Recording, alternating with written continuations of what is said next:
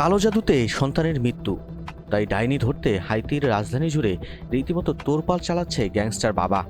তাণ্ডবে প্রাণ গেছে অন্তত 180 জনের, যাদের বেশিরভাগই বয়স্ক ব্যক্তি। সোমবার 11 ডিসেম্বর এক প্রতিবেদনে ব্রিটিশ গণমাধ্যম বিবিসি এ তথ্য জানায়। প্রতিবেদনে বলা হয়েছে, অজানা রোগে অসুস্থ ছেলেকে সুস্থ করতে কোনো উপায় না পেয়ে ত্রান্তিকের দ্বারস্থ হন গ্যাংস্টার বাবা।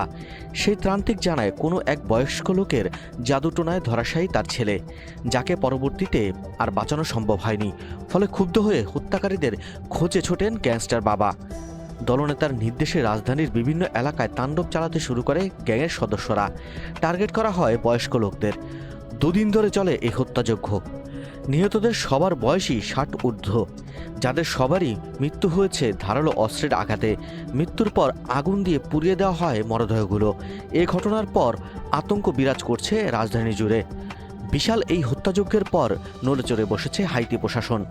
জানিয়েছেন, এই হত্যার মধ্য দিয়ে সব সীমা অতিক্রম করেছেন গ্যাংস্টার মোনেল ওরফে মিনাকো ফেব্রিক্স ও তার গ্যাং।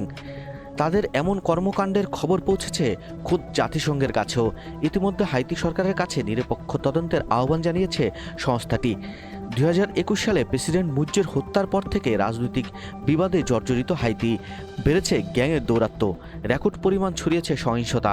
জাতিসংঘের তথ্য অনুযায়ী চলতি বছরই দেশটিতে গ্যাং সহিংসতায় প্রাণ হারিয়েছে 5,000-এরও বেশি মানুষ।